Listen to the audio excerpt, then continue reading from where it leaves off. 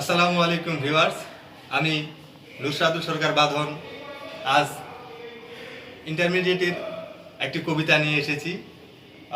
কবিতাটি হলো মাইকেল মধুসূদন দত্তের বিভীষণের প্রতি মেঘনাদ। অনেকটা মজার কবিতা। এর কাহিনী মূলত রামায়ণ থেকে নেওয়া হয়েছে এবং রামায়ণ থেকে কাহিনী নিয়ে মাইকেল মধুসূদন দত্ত মেঘনাদ বধ নামে একটি মহাকাব্য লিখেছিলেন। সেই মহাকাব্যের কিছু অল্প একটি অংশ, যেটি ইন্টারমিডিয়েটে বা একাদশ শ্রেণীতে পাঠ্য, সেটি নিয়ে আজকে কথা বলব। বিভীষণের প্রতি মেঘনাদ। আগে আমরা নামটি খেয়াল করি। বিভীষণের প্রতি মেঘনাদ। বিভীষণ অর্থাৎ এর প্রতি মেঘনাদ হয়তো কিছু বলতেছে। নামের মধ্য থেকে বোঝা যাচ্ছে যে বিভীষণকে মেঘনাদ কিছু বলতেছে। মেঘনাদ নামটা আমরা খেয়াল করি। মেঘনাদ না বলে মেঘনাদ বলতেছি কেন? আসলে সংস্কৃত শব্দে এটি হবে মেঘনাদ, আর আমরা বাংলায় যদি বলি তাহলে বলবো মেঘনাদ। কারণ সংস্কৃত শব্দে বাংলা বানানের নিয়মে শব্দের মাঝখানে অধ্বনি থাকলে সেটি ও উচ্চারণ হয়। যেমন মেঘ, এর সাথে অ আছে, তাই এটি ও উচ্চারণ হয়ে যাচ্ছে, মেঘনাদ। এটা নিয়ে পরে কথা বলা যাবে অন্য ক্লাসে। বিভীষণের প্রতি মেঘনাদ কবিতাটি লিখেছেন মাইকেল মধুসূদন দত্ত, 1824-1873। এটি তার জন্ম ও মৃত্যু সাল। আবার কেউ এটি মাইকেল মধুসূদন দত্তের ফোন নাম্বার মনে করে ফোন দেওয়ার চেষ্টা করবে না, কিন্তু মাইকেল মধুসূদন দত্ত ধরবে না, কারণ এটি ওর জন্ম ও মৃত্যু সাল। এবার কবিতাটি জানার আগে আমরা মাইকেল মধুসূদন দত্ত সম্পর্কে অল্প কিছু জানার চেষ্টা করব। মাইকেল মধুসূদন দত্ত 1824 সালে 25শে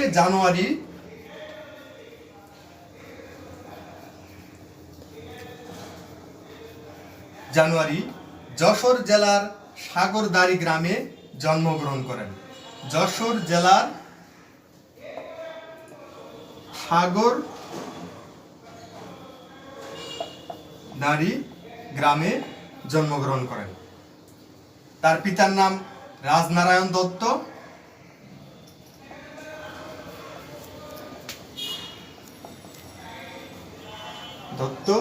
মাতা জাহ্নবী দেবী। মাইকেল মধুসূদন দত্ত তার প্রাথমিক শিক্ষা শুরু করেন গ্রামেই মায়ের হাত ধরে। পরবর্তীতে মাইকেল মধুসূদন দত্ত 1833 সালে কলকাতার হিন্দু কলেজে সপ্তম শ্রেণীতে ভর্তি হন। এখানে সপ্তম শ্রেণীর ছাত্র থাকাকালীন অবস্থাতেই মাইকেল মধুসূদন দত্তের সাহিত্য প্রতিভার বিকাশ ঘটে এবং বোঝা যায় তিনি একজন সাহিত্যিক হবেন। মাইকেল মধুসূদন দত্ত এই হিন্দু কলেজে পড়াকালে 1843 সালে 9 ফেব্রুয়ারি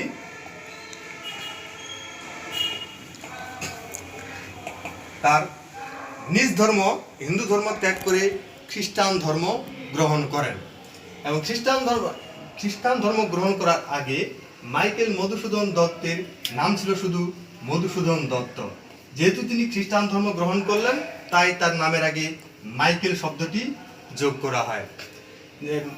মাইকেল মধুসূদন দত্ত খ্রিস্টান ধর্ম গ্রহণ করার ফলে তাকে হিন্দু কলেজ থেকে বের করে দেওয়া হয় এবং তিনি তখন শিবপুরের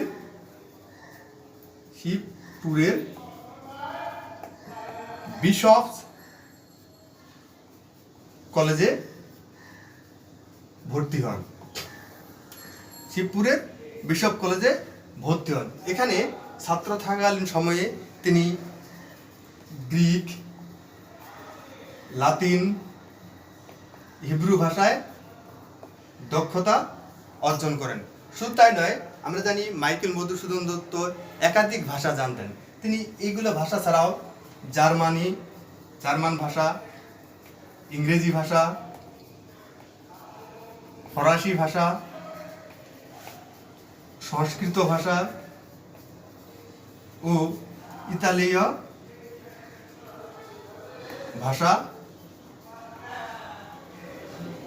ভাষায় দক্ষতা অর্জন করেন।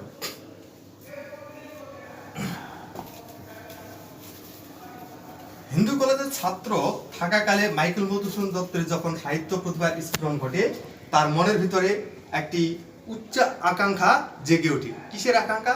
তিনি চিন্তা করেন যে বাংলাদেশের বা ভারতীয় উপমহাদেশের বা বাংলা ভাষা ও সাহিত্যের ৮-১০ জন যে লেখক বা কবি সাহিত্যিকরা ইতিমধ্যে এসেছেন, তিনি তাদের চেয়েও বড় মাপের লেখক হবেন এবং তার লেখা সারা বিশ্ব পড়বে। অর্থাৎ তিনি চিন্তা করছিলেন বিশ্ব মাপের লেখক হবেন। এখন যেহেতু বিশ্বমাপের লেখক হতে হবে, এই চেতনা তার ভিতরে কাজ করতেছে, তিনি ভাবলেন যে বাংলা ভাষায় বিশ্বমাপের বা বিশ্বমানের লেখক হওয়া সম্ভব নয়। তাহলে কি করতে হবে? ইংরেজি ভাষায় সাহিত্য চর্চা করতে হবে। কেননা ইংরেজি ভাষা সাহিত্য সারা বিশ্ব পড়ে, সারা বিশ্ব জানে। তাই তিনি ইংরেজি ভাষা সাহিত্য চর্চা শুরু করলেন এই হিন্দু কলেজে থাকাকালীন সময়ে। এবং এই সাহিত্য চর্চাকে ত্বরান্বিত করতে তিনি চিন্তা করলেন যে তিনি যদি ইংল্যান্ডে বা বিদেশে যান, সেখানে বিদেশি সাহিত্য পড়বেন, বিদেশি সাহিত্য জানবেন, বিদেশি সাহিত্যিকদের সাথে উঠা বসা করবেন, তাহলে তিনি হয়তো বিদেশি সাহিত্যর মতো বা ওইরকম সাহিত্যিক হতে পারবেন। তিনি তার পিতা রাজনারায়ণ দত্তকে এই বিষয়ে অবগত করলে পিতা রাজনারায়ণ দত্ত সরাসরি না করে দেন, তাকে বিদেশে পাঠানোর চিন্তাধারা করেন না। এর ফলস্বরূপ মাইকেল মধুসূদন দত্ত কি করলেন?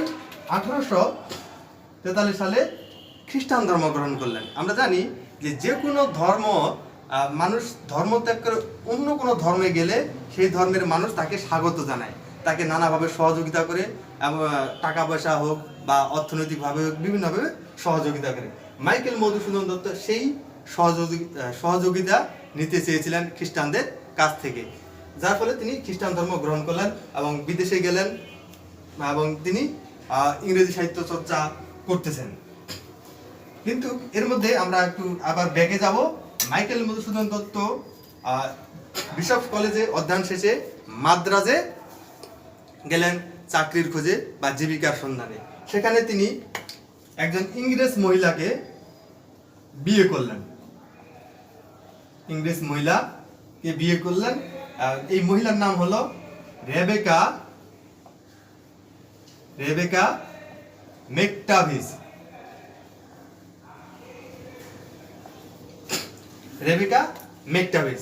রেবেকা মেকটাভিসের সাথে মাইকেল মধুসূদন দত্তের 2 জন ছেলে ও 2 জন মেয়ে সন্তান হয়।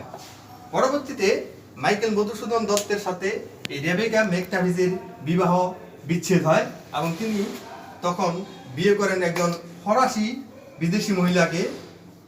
তার নাম এমিলিয়া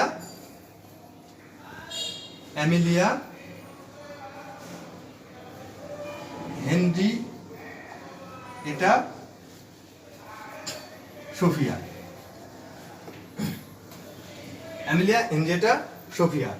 যাই হোক, এটি ছিল তার বৈবাহিক জীবন। আমরা তার সাহিত্যিক জীবন নিয়ে কথা বলি। মাইকেল মধুসূদন দত্ত বিদেশে গেলেন এবং ইংরেজি সাহিত্য চর্চা করলেন। তিনি প্রথম যে সাহিত্যটি লিখলেন ইংরেজি ভাষায়, সেই সাহিত্যটির নাম হলো দ্য ক্যাপটিভ লেডি। এটি 1849 সালে প্রকাশিত হয়। দ্য ক্যাপটিভ লেডি গ্রন্থটি ইংরেজি ভাষায় প্রকাশ হওয়ার পর তিনি ভেবেছিলেন যে ইংরেজ সাহিত্যিকরা বা ইংরেজরা তাকে সাদরে গ্রহণ করবে বা তার ভূয়সী প্রশংসা করবেন, কিন্তু আসলে তা হয়নি। ইংরেজরা তাকে বরং তার অবজ্ঞা করেছিল যে একজন স্লেস বা একজন ভারতীয় এসে ইংরেজি সাহিত্য চর্চা করছে, বড় হতে চায়, এটা নিয়ে তারা হাসাহাসি করেছিলেন। কিন্তু মাইকেল মধুসূদন দত্ত একটু মন খারাপ হয় এবং ভেঙে পড়েন।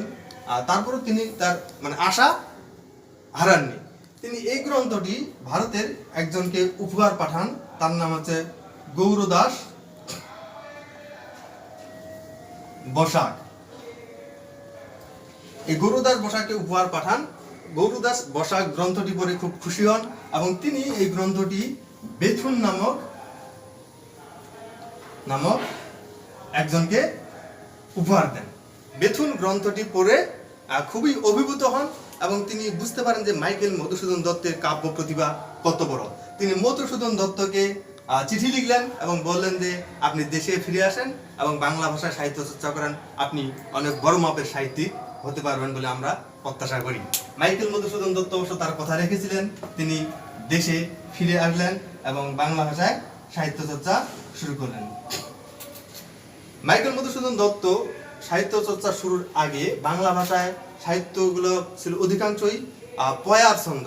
আসলে বিষয় কি, এর আগে সব সাহিত্য ছিলই কবিতা ধর্মী কাব্যগ্রন্থ, তখনও নাটক কিংবা গদ্য সাহিত্যের তেমন মানে শুরু হয়েছিল টুকটাক, কিন্তু তেমন প্রসার হয়নি। তো মাইকেল মধুসূদন দত্ত বাংলা ভাষা সাহিত্য চর্চা শুরু করলেন এবং তিনি প্রথম বিদ্রোহ করলেন ছন্দের বিরুদ্ধে। সেটা কি, তিনি মিত্রাক্ষর ছন্দে বা পয়ার ছন্দর যেই গঠনটা সেটাকে ভেঙে ফেলে, মিত্রাক্ষর ছন্দ ভেঙে অমিত্রাক্ষর ছন্দে সাহিত্য চর্চা শুরু করলেন। পয়ার ছন্দের প্রধান বৈশিষ্ট্য হচ্ছে একটা লাইনের সাথে আরেকটা লাইনের শেষে মিল, আর অমিত্রাক্ষর ছন্দে কোনো মিল নেই। মিত্র মানে যেমন মিত্র মানে হলো বন্ধু বা মিল, অমিত্রাক্ষর ছন্দে কোনো মিল নেই। মাইকেল মধুসূদন দত্ত প্রথম অমিত্রাক্ষর ছন্দের শুরু করলেন বা প্রবর্তন করলেন। আমরা দেখি মাইকেল মধুসূদন দত্তকে বাংলা সাহিত্যে প্রথম বিদ্রোহী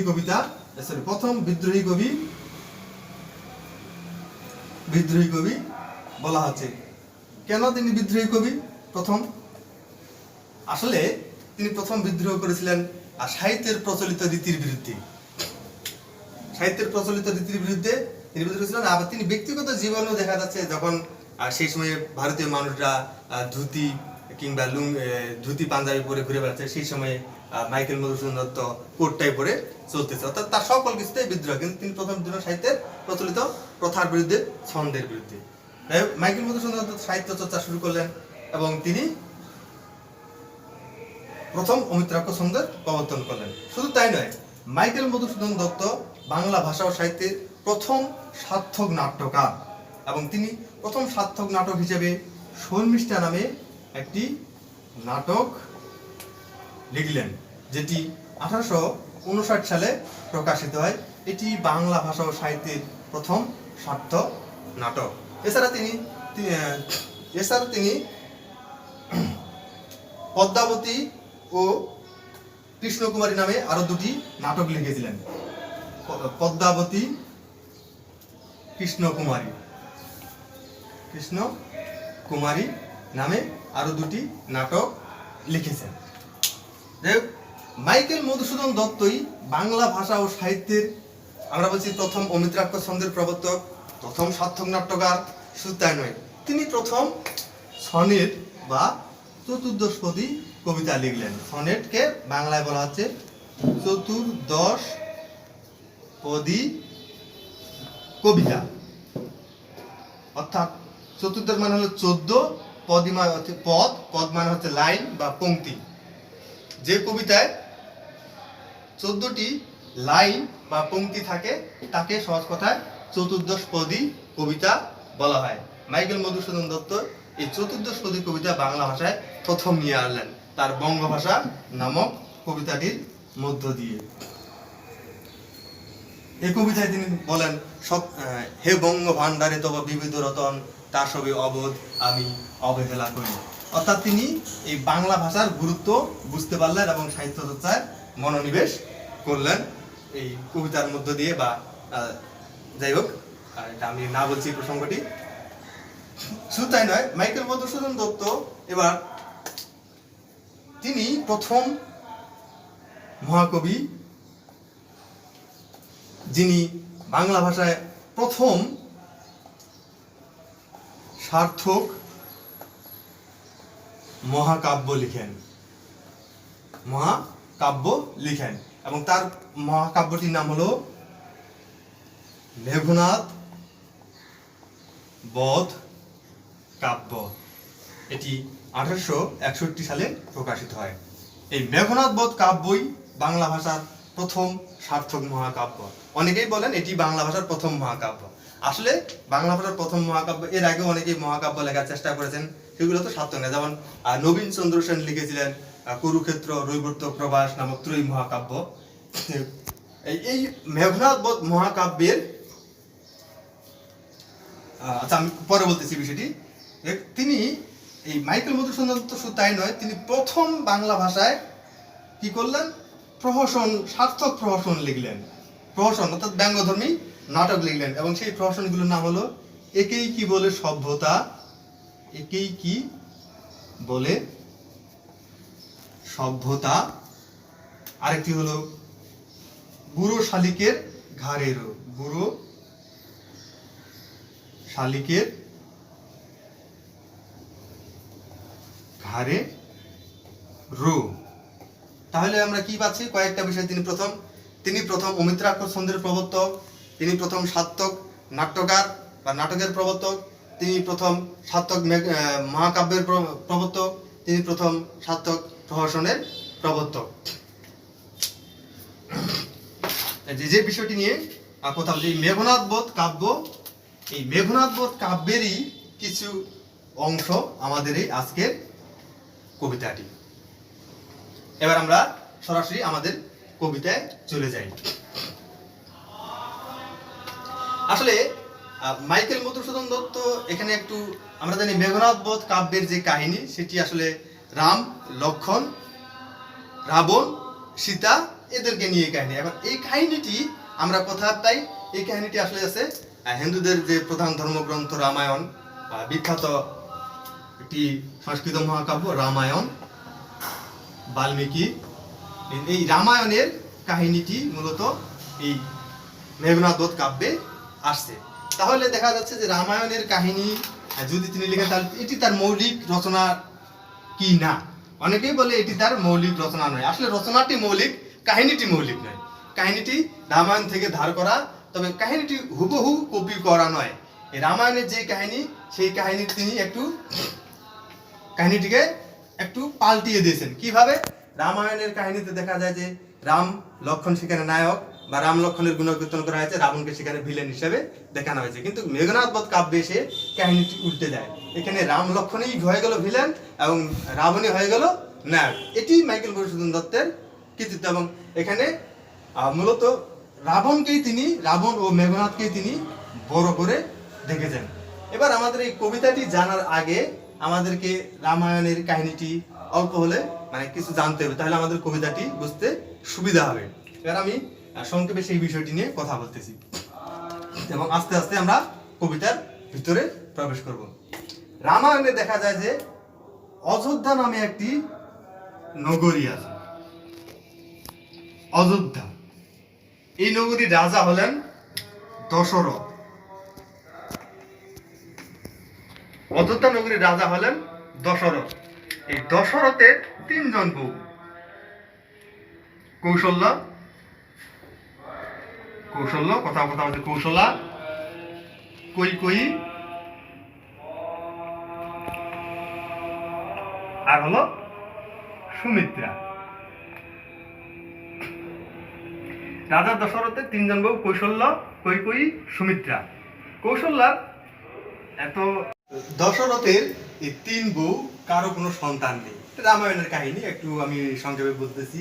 তা দশরথ কি করলো, যে তো কারো সন্তান নেই, রাজা মানুষ, রাজার যদি সন্তান না থাকে ব্যাপারটা আসলে খারাপ, কেননা রাজ্য কে দেখবে পরবর্তীতে ইত্যাদি। তা রাজা দশরথ একটা পূজা করলো, মানে অশ্বমেধ যজ্ঞ করলো। অশ্বমেধ যজ্ঞ, এই যজ্ঞতে পূজা করার সময় তো ওখান থেকে একজন অশ্বমেধ যজ্ঞের সেই অগ্নিকুণ্ড থেকে একজন দেবতা উঠে আসলো এবং উঠে এসে দশরথকে পায়েস দিল, যে এই পায়েস যদি আপনার বউগুলো কেউ খায় তাহলে তাদের সন্তান হবে। তো দশরথ কি করলো, এসে এই পায়েসটাকে সমান 4 ভাগে ভাগ করলো। 4 ভাগে ভাগ করে, এখন তো বউ তো 3 জন, তাহলে কি করবে? তো 1 ভাগ দিল কৌশল্যাকে, 1 ভাগ দিল কৈকেয়ীকে, আর 2 ভাগ পাইল সুমিত্রা। তো যেহেতু 1 ভাগ কৌশল্যা, 1 ভাগ কৈকেয়ী এবং 2 ভাগ সুমিত্রা পাইল, যার ফলে সুমিত্রার হলো 2 জন সন্তান, কৈকেয়ীর হলো 1 জন সন্তান, কৌশল্যার হলো 1 জন সন্তান। এই কৌশল্যার সন্তানের নাম হলো রাম, আর কৈকেয়ীর সন্তান হলো ভরত, আর সুমিত্রার সন্তান হলো লক্ষ্মণ এবং শত্রুঘ্ন।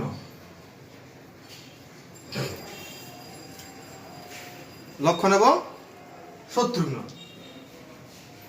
এরা হলো কিন্তু এখন বিষয় হচ্ছে যে বর্তমান প্রেক্ষাপটে দেখা যাচ্ছে যে সতীন যে সম্পর্কটা এটা খুব খারাপ বাজে একটা সম্পর্ক, কিন্তু আসলে সেই সময় এরা কেউ কাউকে ওইরকম ভাবে দেখতো না, তিনজনে বোনের মতো দেখতো। আর এই ভাইরাও নিজেদের ভাইয়ের মতোই মনে করতো এবং এদের মধ্যে খুব মিল ছিল। আমি এখানে একটু ছোট করে লিখতেছি, রাম দশরথ রাম কৌশল্য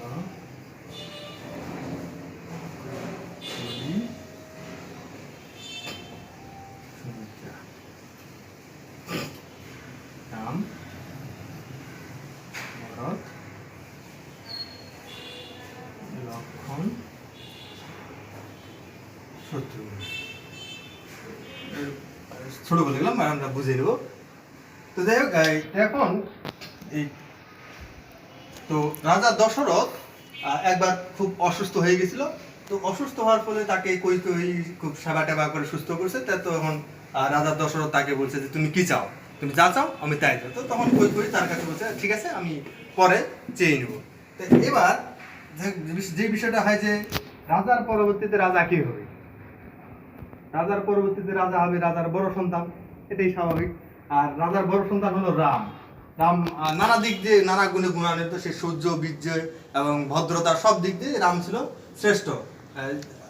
দশরথের একটা জিনিস বলিনি, দশরথের যে বংশ এই বংশকে বলা হচ্ছে রঘু বংশ। রঘু বংশ, দশরথের বংশের নাম রঘু বংশ। এই রঘু বংশের শ্রেষ্ঠ সন্তানকে বলা হচ্ছে রাঘব।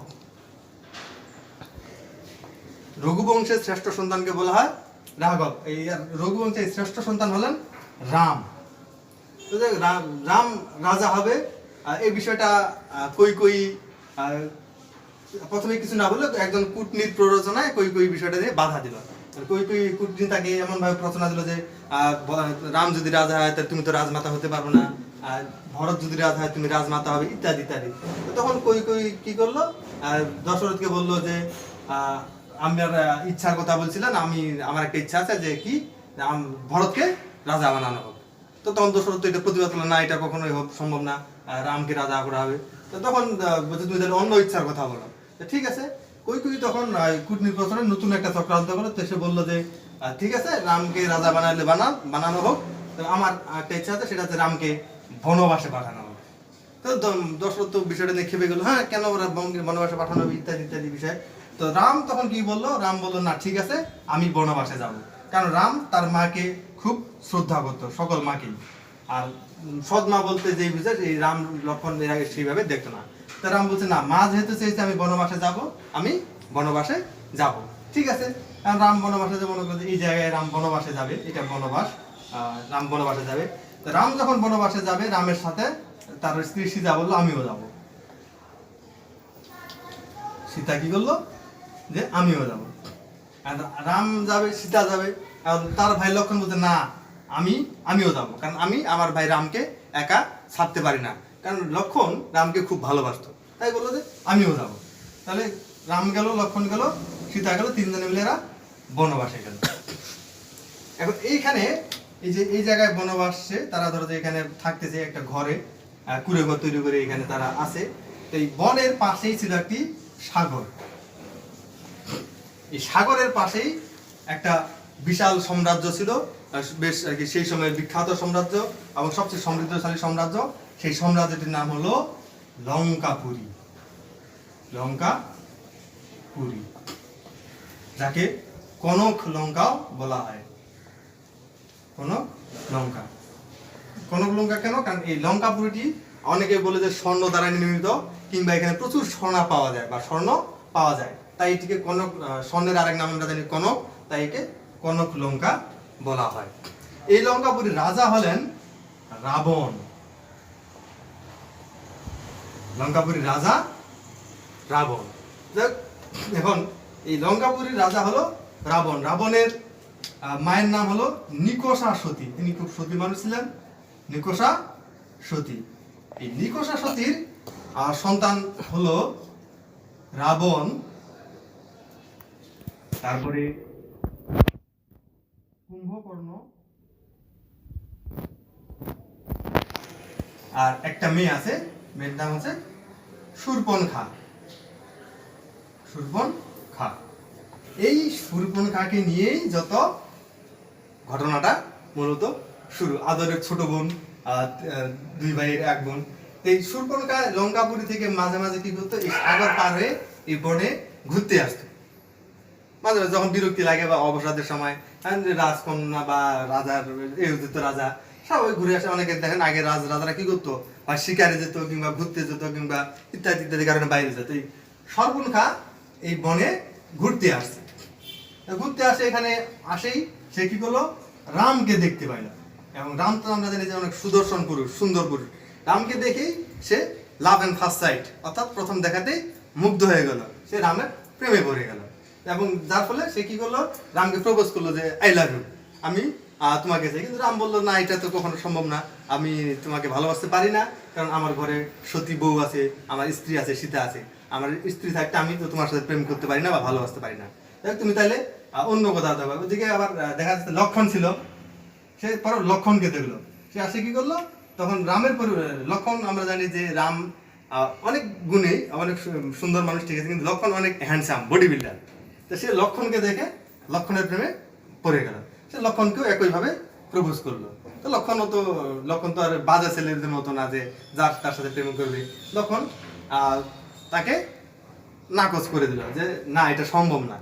তখন যখন নাকচ করে দিল, প্রথমে রামের কাছে, পরে লক্ষণের কাছে সে প্রপোজ করে ব্যর্থ হয়ে গেল। সে তার ইগোতে লেগেছে, সে বলছে না, এটা হতে পারে না, আমি আমার রাজা রাবণের বোন, আমাকে অ্যাভয়েড করে এত বড় সাহস, আমি দেখে নেবো। তাদেরকে সে হুমকি ধুমকি দিল যে তোমাদের আমি দেখে নেবো, ইত্যাদি ইত্যাদি। তো যখন এই হুমকি ধুমকি দেয়, তখন লক্ষণ কি করলো, এই শূর্পণখার নাক কেটে দিয়েছে, ছুরিতে নাক কেটে দিয়েছে। তখন নাক কেটে দিয়েছে, এই বিষয়টা তো আসলে বাজা কারণে সে কাঁদতে কাঁদতে কাঁদতে বা এবার ঠিক আছে তুমি আমার নাক কেটেছে, কাঁদতে কাঁদতে আসে রাবণের কাছে বিচার দিয়েছে। এখন বিষয়টা হচ্ছে যে আমার যদি কোনো ছোট বোন থাকে এবং আমার ছোট বোনের কেউ যদি নাক কেটে দেয়, তাহলে আমি কি তাকে ছেড়ে দিব নাকি? হ্যাঁ, তাহলে তার দেখে নেবো। রাবণ বিষয়টা তো অবশ্যই খেপে যে হ্যাঁ, আমার আদরের বোনের নাক কেটে দিয়েছে, এত বড় সাহস কে দিয়েছে?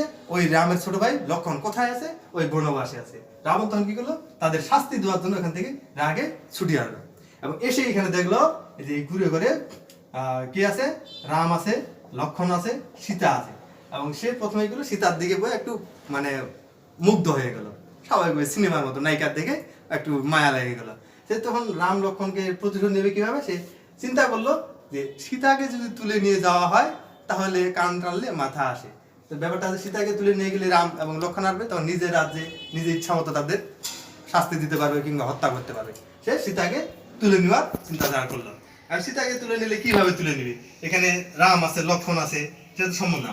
সে তখন কি করলো, একটা ছলনার আশ্রয় নিল। কিরকম ছলনার আশ্রয় নিল, সে একজন রাক্ষসকে সোনালী গোল্ডেন কালারের বা সোনালী হরিণ হিসাবে পাঠিয়ে দিল। সোনালী হরিণ, একটা হরিণ পাঠাইলো। এই হরিণটি দেখে সীতা খুব মানে মুগ্ধ হয়ে গেল এবং সে চাইলো, রামকে বললো যে হরিণটা আমার চাই। তো রাম তীর ধনুক নিয়ে ছুড়লো হরিণটি হত্যার জন্য। তীর মারে, হরিণটি এক জায়গায় আরেক জায়গায় যায়, আবার তীর মারে, এক জায়গা থেকে আরেক জায়গায় যায়। করতে করতে রাম একটু দূরে চলে গেল এবং একসময় হরিণের তীর বিদ্ধ হলো। তখন হরিণ চিৎকার করতেছে এবং সে তখন বোঝা গেলো যে এটি আসলে হরিণ না, সে রাক্ষসের রূপ নিল। এবং রাক্ষসের রূপ নেওয়ার পরে হরিণ কি করলো, সে রামের কণ্ঠ নকল করে লক্ষণকে ডাকাচ্ছে, আমাকে বাঁচাও ভাই, আমাকে বাঁচাও। লক্ষণ আর সীতা এটা শুনতে পাচ্ছে। তো সীতা কি করছে, সীতা লক্ষণকে বলছে তুমি যাও, তোমার ভাইকে বাঁচাও, তোমার ভাই বিপদে পড়েছে, ইত্যাদি ইত্যাদি। লক্ষণ সীতাকে ছেড়ে যেতে চায় না, বলছে না, এটা যাওয়া যাবে না, গেলে যদি তোমার কোনো বিপদ হয়। কিন্তু সীতার অনুরোধে লক্ষণ শেষ পর্যন্ত গেল। এবং এখানে যে সীতা আছে, এই সীতাকে সে কি করলো, একটা মন্ত্রের বলয় দিয়ে দিল চারপাশে ঘিরে, যে তুমি এর বাইরে যাবা না, এর বাইরে কোনো অশুভ শক্তি প্রবেশ করতে পারবে না।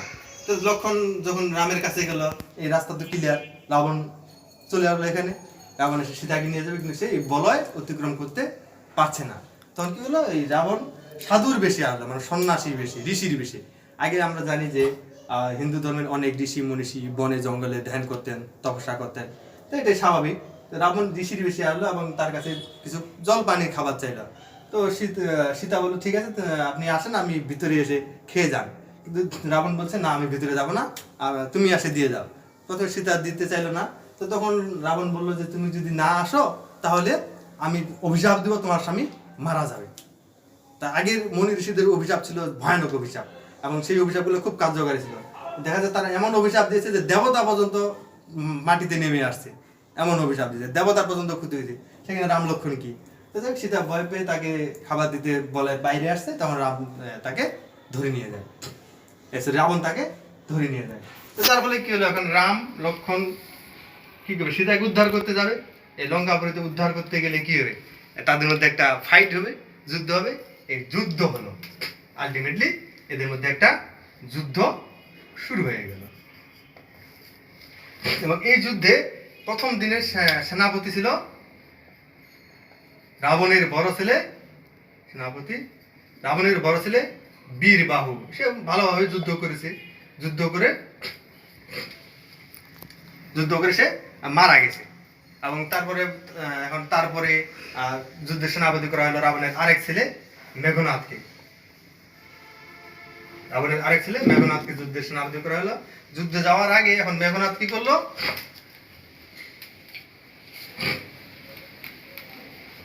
যুদ্ধে যাবে। এখন ওদের রেওয়াজ অনুযায়ী মেঘনাথ পূজার গৃহে গেল, এবং সে পূজা করবে কি, ইষ্ট দেবতার পূজা করবে, অগ্নিদেবের, ইষ্ট দেবতা মানে ভাগ্য দেবতা, অগ্নিদেবের পূজা করবে।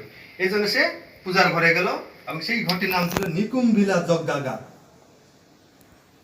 নিকুম্ভিলা যজ্ঞাগার মানে যজ্ঞের যে ঘর, যজ্ঞাগার। এইখানে গিয়ে সে পূজা করবে। পূজা করতে করতে এক সময় সে চোখ তুলে তাকায়, হ্যাঁ এই পাশে দেখে চোখ তুলে তাকায় লক্ষণ অস্ত্র হাতে দাঁড়িয়ে।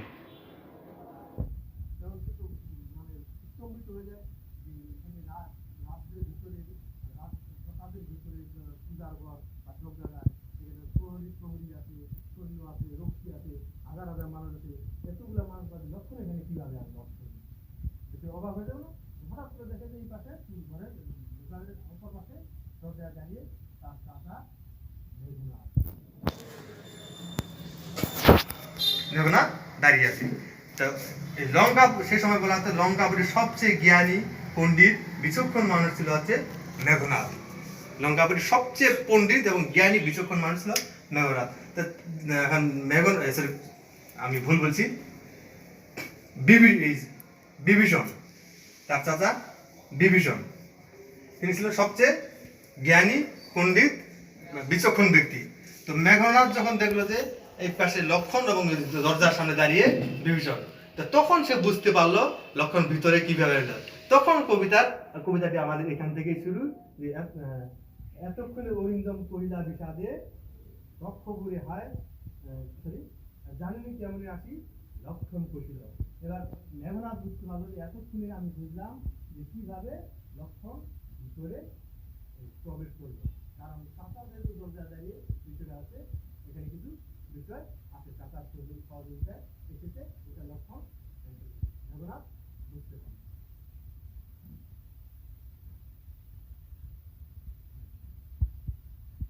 মেঘনাথের এই যে মেঘনাথ কাহিনীতে পরিচয় মেঘনাথ হচ্ছে মেঘের মতো নাদ বা গর্জন করতে পারতো। মেঘনাথ যখন গর্জন করে মেঘের মতো গর্জন হয়, মেঘ যেমন গর্জন করলে বড় শব্দ হয়, তো মেঘনাথ সেই মতো, তাই তার নাম হচ্ছে মেঘনাথ। এই সে এক সময় যুদ্ধ করে দেবতাদের যে রাজা ইন্দ্রজিৎ, দেবতাদের রাজা ইন্দ্র, সেই যুদ্ধ করে ইন্দ্রকে হারিয়ে দিয়েছে বা ইন্দ্রকে জয় করেছে। এই কারণে মেঘনাথের আরেক নাম হলো ইন্দ্রজিৎ।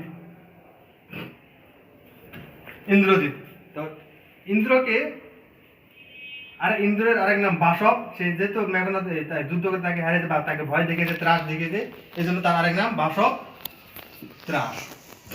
এবং ইতপূর্বে লঙ্কাপুরতে যতগুলো যুদ্ধ হয়েছে এবং এই যুদ্ধে যতগুলো শত্রু এসেছে, এই শত্রুকে একাই দমন করার ক্ষমতা রাখতো মেঘনাথ, বা একাই দমন করতে পারতো। শত্রুকে আমরা বলি অরি।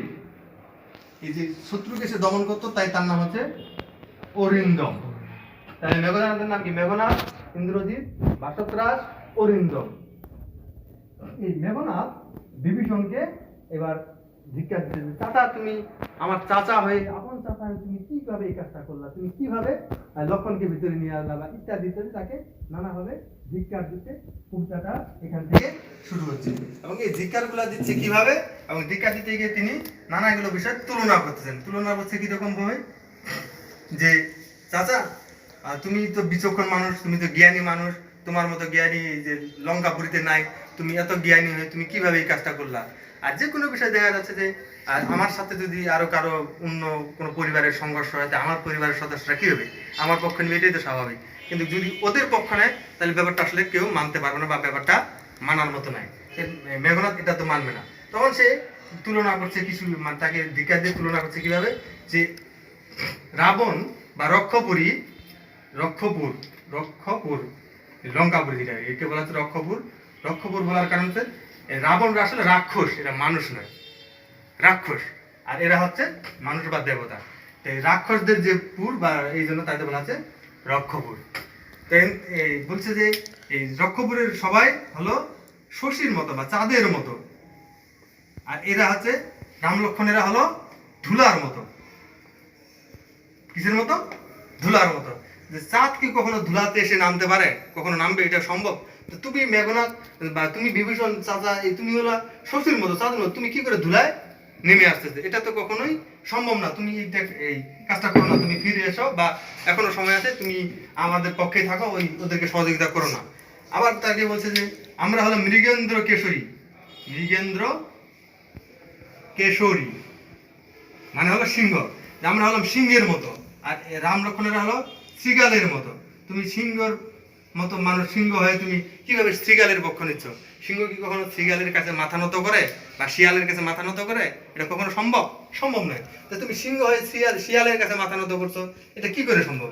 আবার মেঘনাথ বলতেছে যে আমরা হলাম স্বচ্ছ সলিল, মানে পরিষ্কার স্বচ্ছ পানির মতো, যেখানে পদ্ম ফুল ফুটে সুন্দর সুন্দর। আর এরা হলো কাদার মতো, মানে পঙ্কিল সলিল, নোংরা পানি। এখানে তুমি এই স্বচ্ছ সলিল থেকে তুমি নোংরা সলিল বা নোংরা পানির মতো যাতে কিভাবে আসছো? এটা তো ঠিক না, তুমি এটা কাজ করতে পারো না। কিন্তু মেঘনাথ এত কিছু ধিক্কার দেওয়ার পরে মেঘনাথ কোনো কিছুই, মানে এটাকে কিছুই মনে করছে। এবং সে বলছে আসলে যে ঘটনাটা ঘটেছে, রাবণ সীতাকে তুলে নিয়ে এসেছে, এটা তার দোষ। কারণ লক্ষণ যদি আমাদের বোন সুর্পনখার নাক কেটে থাকে, সেটা লক্ষণের দোষ শুধু একার না, অবশ্যই আমাদের বোনেরও কিছু দোষ আছে। তা রাবণ বোনের দোষ না দেখে সরাসরি ওদের ইয়াকে তুলে নিয়ে আসে, এটা তো অন্যায়। আর আমি এই অন্যায়টা মানে নিতে পারবো না। আমি সবসময় ন্যায়ের পক্ষে, রাম লক্ষণ ন্যায়ের পথে, তাই আমি তাদের দাস হয়ে গেছি, অর্থাৎ আমি রাঘবদের দাস হয়ে গেছি। তাই আছে রাঘব দাস। রাঘব দাসকে, এই রাঘব দাস হলো বিভীষণ। রাঘব দাস কারণ হচ্ছে রামকে বলা হচ্ছে রাঘব, রঘুবংশের শ্রেষ্ঠ সন্তান রাঘব, আর তার সে দাস হয়ে গেছে, সে রাঘব দাস। এই কারণে বলছে আমি তাদের দাস হয়ে গেছি, আমি সবসময় তাদের পক্ষে, ন্যায়ের পক্ষে। তখন মেঘনাথ যেটা করলো, মেঘনাথ তার ধিক্কার তো দিচ্ছেই, এর মধ্যে লক্ষণ তাকে বলছে যে ঠিক আছে, আমি তোমার সাথে যুদ্ধ করবো। তো তখন বলছে যুদ্ধ করবো, ঠিক আছে, যেহেতু তুমি যুদ্ধ করবা। তখন মেঘনাথ বলতেছে চাচা, বা তুমি চাচা, যেহেতু আমার চাচা, তুমি সরে যাও, দরজা ছেড়ে দাও, আমি অস্ত্র নিয়ে আসি এবং আহবে, অর্থাৎ যুদ্ধ করবো। আহব মানে যুদ্ধ করে তাকে আমি ধ্বংস করবো, দেখি সে কিভাবে পারে। কারণ মানুষ যখন পূজা করতে যায় বা নামাজ পড়তে যায়, কখনো মানুষ তাদের অস্ত্র শস্ত্র নিয়ে যায় না। মেঘনাথ ছিল খালি হাতে, আর লক্ষণ খালি ওখানে এসে তাকে যুদ্ধের আহ্বান জানাচ্ছে। এটা আসলে কখনো বীরের কথা হতে পারে না, আমরা জানি যেটা হতে পারে না। তো যাই হোক, সে যুদ্ধের আহ্বান জানাইছে এবং মেঘনাথ তখন যুদ্ধের অস্ত্র নিয়ে আসার জন্য আছে, কিন্তু বিভীষণ দরজা ছাড়ে না। তো তখন বলছে তা তুমি এটা করতে পারো। তার মানে হলো চাচা বা পিতা বা পিতার মতো, বা পিতৃব্য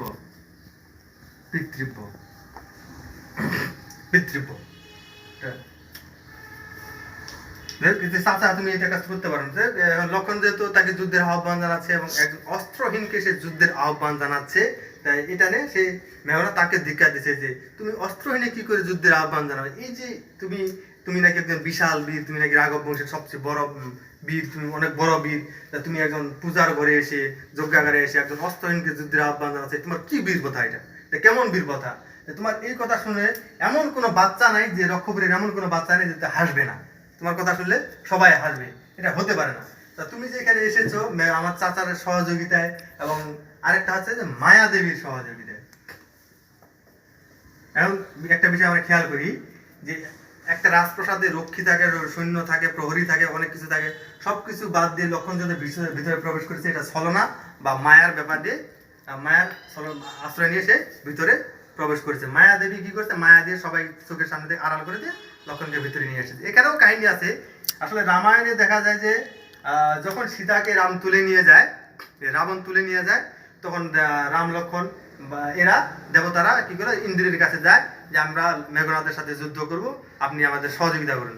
তো তখন ইন্দ্র বলছে না, এটা কখনোই সম্ভব না, কারণ যে মেঘনাথ আমার সাথে যুদ্ধ করে আমাকে পর্যন্ত হারাই দিচ্ছে, আমি দেবতা, ইন্দ্র দেবতাদের রাজা, আমাকে হারাই দিচ্ছে, তোমরা তাকে তার সাথে বৈধ যুদ্ধ করে কখনো তাকে হারাতে পারবে না, সম্ভব না। এবং তাকে হারাই দিলে অবৈধ যুদ্ধ করতে হবে, অবৈধ যুদ্ধ কি, ছলনার আশ্রয় নিতে হবে।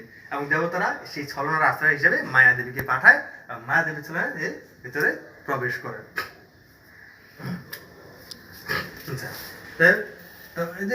যুদ্ধের আহ্বান জানায় এবং যুদ্ধ করে, যুদ্ধের জন্য তারা যেহেতু প্রস্তুতি নিল, সে ধিক্কার দেয় যে আমাদের ইয়াতে কোনো বাচ্চা নেই যে তোমার এই আহ্বানে হাসবে না।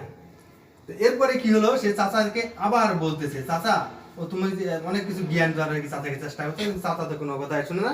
তখন সে বলতেছে, ও তুমি শুনবে কেন, তুমি তো নিজ বংশের মানুষের সাথে মিশে গেছো, নিজ বংশের সাথে মিশেছো, তোমার চিন্তা চেতনাও সেরকম নিজ হয়ে গেছে, তুমি যে বিচক্ষণ ছিলা, ছিলা, এটা তোমার আর নাই। নিজ বংশ কারা, এই রাম লক্ষণের দিকে সে নিজ বংশ, তোমার চিন্তা চেতনাও এভাবে এরকম নিচু হয়ে গেছে, হীন হয়ে গেছে। এখানে এসে আমাদের কবিতাটা শেষ হয়ে যাচ্ছে। ওকে,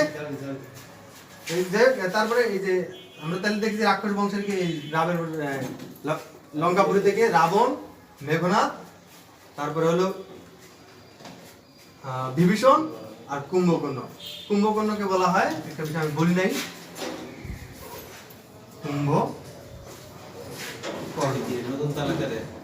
কুম্ভকর্ণকে বলা হচ্ছে শুলি শুম্ভনীপ, শুলি শুম্ভ নীপ। কেন শুলি শুম্ভনীপ বলা হচ্ছে? শুম্ভ অর্থ হচ্ছে, শুম্ভ শিবকে বলা হচ্ছে শুম্ভ, শিবের অপর নাম হচ্ছে শুম্ভ, আর তার হাতে ত্রিশূল থাকে, তাই তাকে বলা হচ্ছে শুলি শুম্ভ। আর এর মতো শিবের মতো শক্তি কুম্ভকর্ণে, তাই তাকে বলা হলো শুলি শুম্ভনীপ। যাই হোক, এ পর্যন্তই। আশা করছি কবিতার বোঝাতে। আগামী দিনে কবিতার বাকি অংশ এবং ছন্দ নিয়ে কথা বলবো।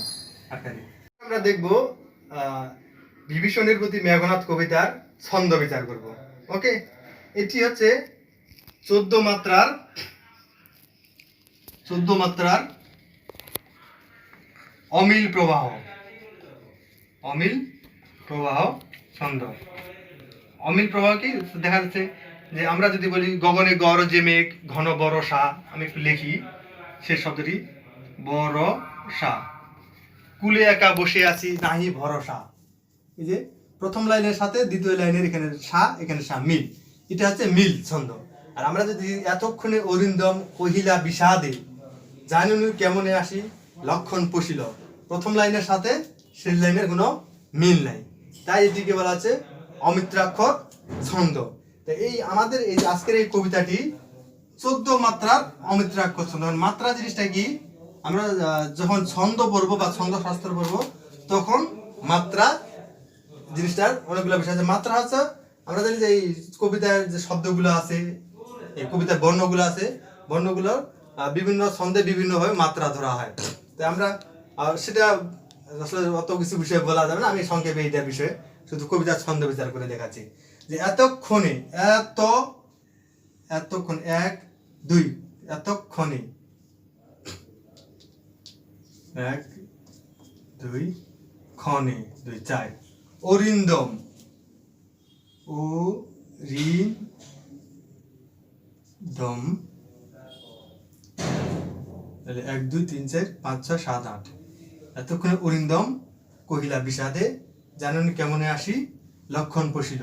এখানে 2টি পর্বে, কবিতাটি মূলত 2টি পর্বে, এটা আছে একটা পর্ব, এটা একটা পর্ব, এটা একটা পর্ব, এটা একটা পর্ব। এতক্ষণে অরিন্দম, যে 1 2 3 4 5 6 7 8, এখানে 8 মাত্রা। কহিলা, ক 1 মাত্রা, কহিলা 1 মাত্রা, লা 3 মাত্রা, বিষাদে এক মাত্রা এক মাত্রা এক মাত্রা, তাহলে 1 2 3 4 5 6 6 মাত্রা, তাহলে 8 যোগ 6 হচ্ছে 14 মাত্রা। কবিতার মধ্যে এরকম 8 যোগ 6 মাত্রার 14 মাত্রা। জানিনু কেমনে আসি লক্ষণ প্রশ্ন, জানিনু যা নি নু এক মাত্রা করে, কে মো নে আসি, তাহলে কয় মাত্রা হলো? 1 2 3 4 5 6 7 8 8 8 মাত্রা। লক্ষণ ল এক মাত্রা, খন 2 মাত্রা, পশিল ও এক মাত্রা, শি ল 3, তাহলে 3 3 6। এই তাই আমাদের এই কবিতাটি 8 যোগ 6 14 মাত্রা পর্ব, 14 মাত্রায় বিন্যস্ত, 2 পর্বে বিভক্ত, 14 মাত্রায় বিন্যস্ত। আর আরেকটা বিষয় আছে, এই অমিত্রাক্ষর ছন্দে জ্যোতি চিহ্ন স্বাধীনভাবে ব্যবহার করা যায়, সে যেভাবে সচরাচর ব্যবহার করা হয় তার ব্যতিক্রম, যেখানে খুশি কবি সেখানে তার ইচ্ছা মতো জ্যোতি চিহ্ন বা বিরাম চিহ্নের ব্যবহার ঘটিয়েছেন। ওকে, এ পর্যন্তই, ভালো থাকবে সবাই।